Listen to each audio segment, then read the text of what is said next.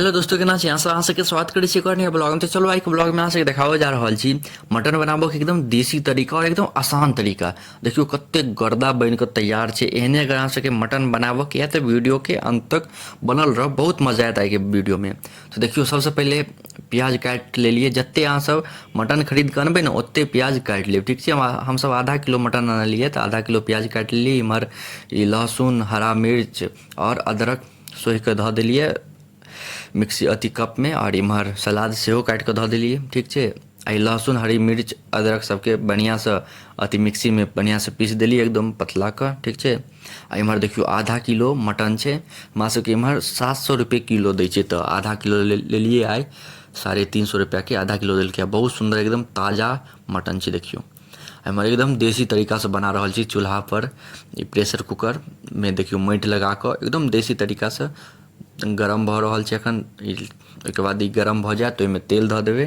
तेल गरम भऽ जायत तो ओहिमे आब तेजपत्ता, ओहिके बाद सूखा लाल मिर्च, ठीक छै, सूखा लाल मिर्च, ओहिके बाद जीरा धऽ देबै, ठीक छै। देखियो जीरा धऽ देलिए। ओहिके बाद एकरा कनिक जरऽ देबै, कनिक पाकऽ देबै। देखियो कनि कारी कारी भऽ रहल छै। एहन भऽ जायत आब एहिमे प्याज खसा देबै, ठीक छै ने। देखियो मेन आब एक आइटम शुरू होइ छै, तऽ अहाँ सब अंत तक बनल रह। प्याज पूरा खसि गेलै, आब एकरा फेर बढ़िया से लारि चारि लेबै, ठीक छै ने। अकेले देखियो अकेले वीडियो बना रहल छियै, लाइरो चारि रहल छियै, कनिक दिक्कत होइ छै। तऽ एक डोलि रहल छै, एकरा कनिक एडजस्ट करऽ पड़तै। तब कनिक देर के बाद एहिमे हल्दी और नमक खसा लेब। तऽ पहले सबसे पहले हल्दी खसा लेबै, ओकर बाद हल्दी खसेलाके बाद नमक खसा लेब अपन स्वाद अनुसार, जे हिसाबसँ अहाँ सब खाय चाहै छी ओहि हिसाबसँ अहाँ सब नमक खसा लेब, ठीक छै। आधा किलो में 3 साढ़े 3 चम्मच नमक काफ़ी छै। 3 चम्मच काफ़ी छै, 3.5 एहि सबमे कनिक ज़्यादा नीक लगै छै। तो ये सब खसेलाके बाद फिर बढ़िया से लारि चारि लेबै, ठीक छै। प्याज के कनिक गलऽ देबै बढ़िया से। कनिक देर के बाद फिर वो जो पेस्ट बनेने रहिए, पेस्ट के बढ़िया से खसा लेब सबटा के, पोछि पाछि कऽ एकदम बढ़िया से, ठीक छै। खसेलाके बाद फिर बढ़िया से लारि चारि देबै। एकरा सबसे बेसी मेन काम छै भुजनाइ। जत्ते भुजबै ओत्ते एक नंबर बनत। तो देखियो खाली लारैत जइयो, चारैत जइयो, हाथ के मजबूत कऽ के एकदम लारैत चारैत जइयो। आ ओहिके बाद कनी देर के बाद मिर्ची पाउडर डालि दियौ, ठीक छै। ओहिके बाद धनिया पाउडर डालि दियौ। मिर्ची पाउडर कनी ज़्यादे डालबै तऽ एहिमे नीक लगै छै, कनी करू खायमे। ईसब कनी करुए खायमे नीक लगै छै, कनी ज़्यादा मसल्ला सब रहै छै ने तऽ नीक लगै छै। तऽ देखियो कनिक तेल कम बुझा रहल छै, तऽ एहिमे कनिक तेल देबै। आब एक नंबर भुजेतै। आब एकरा कनिक देर तक, बहुत देर तक भुजबै। जत्ते एकरा एखन भुजबै ने ओत्ते एहिमे स्वाद बढ़तै। देखियो कते मस्त लागि रहल छै ग्रेवी, एकदम पसीना आबि रहल छै। ओहिके बाद एते भुजेलाके बाद आब एहिमे एकदम ताज़ा कते गर्दा मीट आइ खरीदेले यऽ, की बताउ अहाँ सबके। एकदम ताज़ा ताज़ा मीट खरीदेले यऽ। एकरा बढ़िया से धो कऽ एहिमे खसा लेबै, ठीक छै। ओहिके बाद फिर बढ़िया से लारि चारि देबै। आ फिर आप 5-10 मिनट 15 मिनट तक बढ़िया से भूजू, एकदम बढ़िया से भुजियो, ठीक छै ने। एकदम ताज़ा ताज़ा हमरा पकड़ायल यऽ आइके मीट, एक नंबर पीस पकड़ेले यऽ, की बताउ। बस एकरा बढ़िया से भुजियो, मेन भूजऽ के काज छै। खाली भुजैत जइयो, खाली भुजैत जइयो।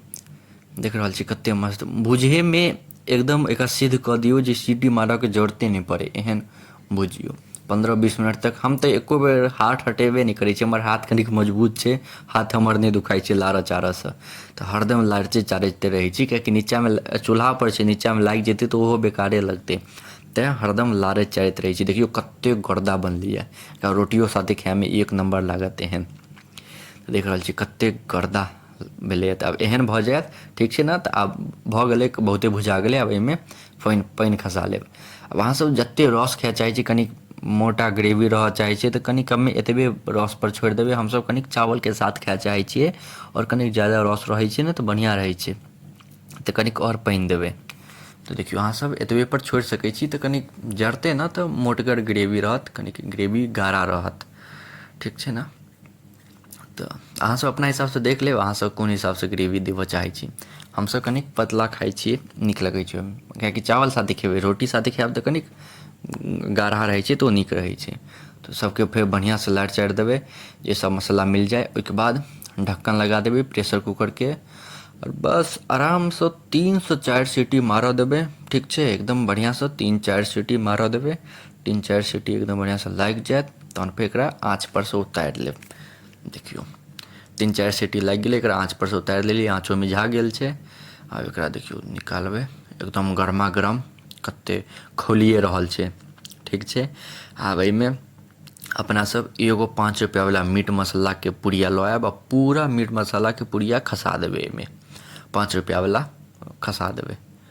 ठीक छै, ओहिके बाद एकरा बढ़िया से लारि चारि कऽ खाउ, एकदम जलसा उड़ाउ। देखियो कते गर्दा बनलै।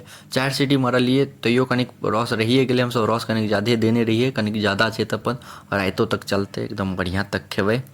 एक नंबर बनलै, हमरा तऽ मुँहमे पानि आबि रहल यऽ। आब हम जा रहल छी जल्दी से जल्दी खाय लेल, आ अहूँ सब जाकऽ जल्दी से घर पर बनाउ और बताउ केहन बनल अहाँ सबके, आर वीडियो में केहन लागि रहल यऽ जरूर बतायब। तऽ अहाँ से कते देर तक देखऽ के लिए धन्यवाद। सब्सक्राइब